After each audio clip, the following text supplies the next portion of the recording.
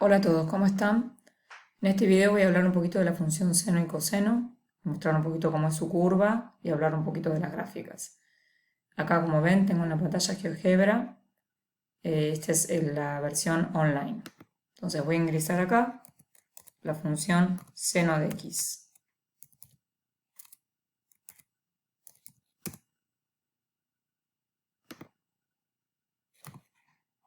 Bueno, ahí ingreso la función seno. Aparece directamente acá la gráfica.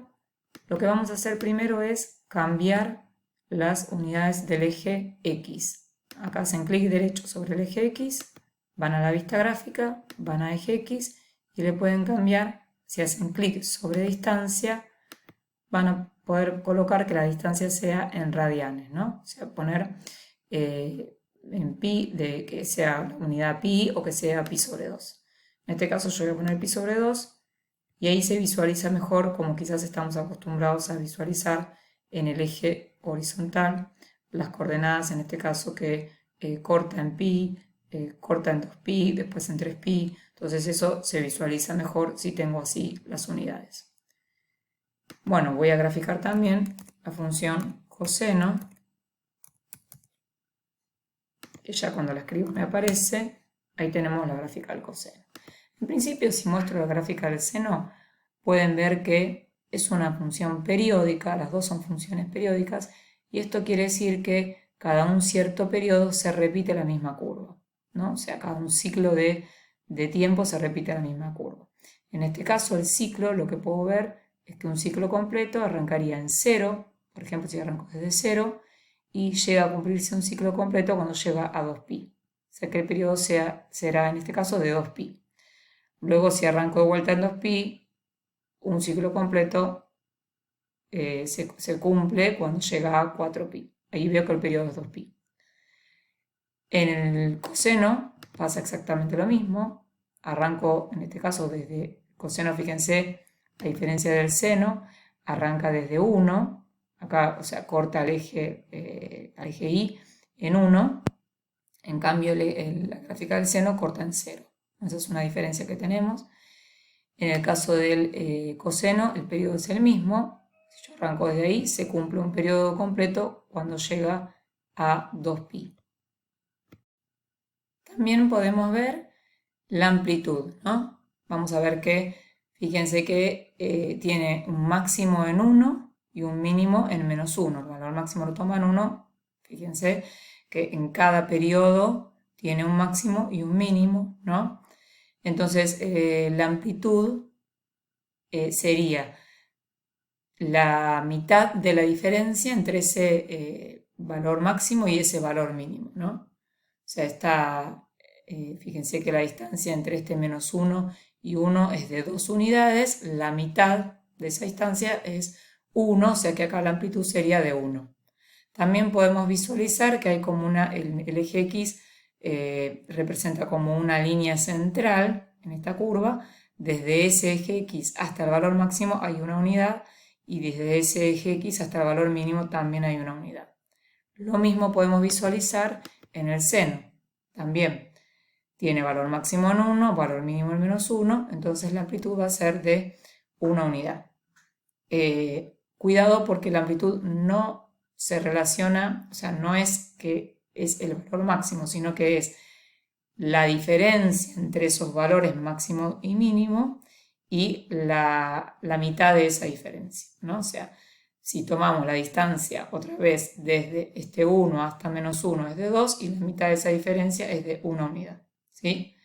Vamos a ver también que si ustedes miran las dos gráficas, van a ver que yo podría correr la gráfica, puedo marcar un punto sobre la gráfica verde, acá, y puedo ver que si ese punto lo desplazo hacia la izquierda, lo puedo superponer sobre la gráfica roja. O sea, podríamos ver que la gráfica verde y roja se podrían correr un poquito y superponerse y ser la misma gráfica, ¿no? De la misma manera, el punto que está en la gráfica roja lo puedo superponer y correr hacia la derecha para superponer sobre la gráfica verde. ¿Cuánto debería correrlo para que esto se cumpliera? pi sobre 2, ¿no? Es la distancia que hay entre estos dos puntos. Entonces, eso lo que quiere decir es que la gráfica del seno, en realidad, es un coseno desplazado pi sobre 2 lugares hacia la derecha. O al revés, ¿no?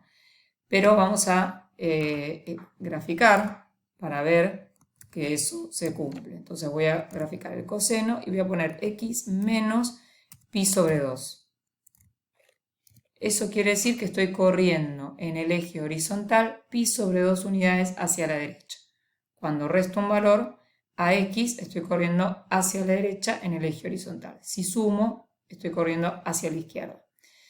En este caso entonces, si la graficamos, voy a ocultar las otras dos gráficas, van a ver que este coseno que me quedó graficado acá en azul es la misma gráfica que la del seno. Pongo la del seno y ahí se visualiza bien que son la misma gráfica. ¿Esto para qué me sirve, no? Me sirve porque a la hora de representar o modelizar un problema con una función seno, coseno, a veces algunos alumnos preguntan ¿qué uso, el seno o el coseno? Bueno, puedes usar cualquiera de las dos porque el seno es un coseno desplazado. Por lo tanto, puedes usar cualquiera de las dos, solo que te va a cambiar esta parte de adentro del paréntesis, o sea, lo que sería el argumento del coseno del seno se va a modificar de acuerdo a la gráfica que elijas. Además, voy a mostrar otra cosita respecto del seno, por ejemplo. Fíjense, ese es el seno de x, lo que me quedó graficado acá. ¿Qué pasa si quiero graficar ahora, por ejemplo, 2 por seno de x? ¿Qué es lo que le pasó a la gráfica? Fíjense que la gráfica cambió la amplitud. Ahora el valor máximo llega a 2, el valor mínimo llega a menos 2. Esa distancia entre el máximo y el mínimo es de 4 unidades y si la divido a la mitad me queda una amplitud de 2, ¿no? ¿Qué pasa si ahora a esa misma gráfica o al seno, originalmente como lo teníamos, lo que voy a hacer es sumarle 3 unidades? Fíjense qué fue lo que pasó. Fíjense que ahora se desplazó 3 lugares hacia arriba. O sea, este 3 que sumé afuera del argumento, lo que hizo fue desplazar 3 unidades hacia arriba. Si hubiese puesto menos 3, desplazaba 3 unidades hacia abajo, ¿no? Eso hace un número acá afuera de la función seno o coseno. Fíjense que ahora el valor máximo es 4 y el valor mínimo es 2. Esto que yo mencionaba, que la amplitud no tiene que ver con el máximo y con el mínimo, sino con esa mitad entre la diferencia de estos valores. Fíjense que ahora la amplitud sigue siendo la misma, porque la amplitud sigue siendo 1. Solo lo que pasó es que se desplazó hacia arriba esta función, ¿no?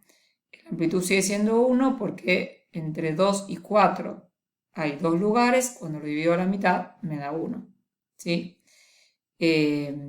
Entonces ya vimos que si sumo o resto un número a x me la desplaza en forma horizontal. Ya vimos que si sumo o resto un número afuera del seno o del coseno me la desplaza hacia arriba o hacia abajo en forma vertical. Y vimos también que si multiplico la función como acá por un número me cambia la amplitud, ¿sí? Faltaría ver un ejemplo más como último. Lo mismo se cumple con la función seno.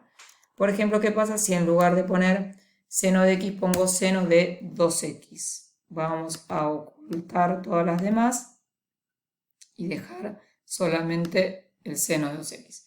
Fíjense que el periodo del seno dijimos que era 2pi, que cuando se cumplía un ciclo completo, y ahora pueden ver que el periodo es de pi. Fíjense que se cumple un ciclo completo cuando llega a pi.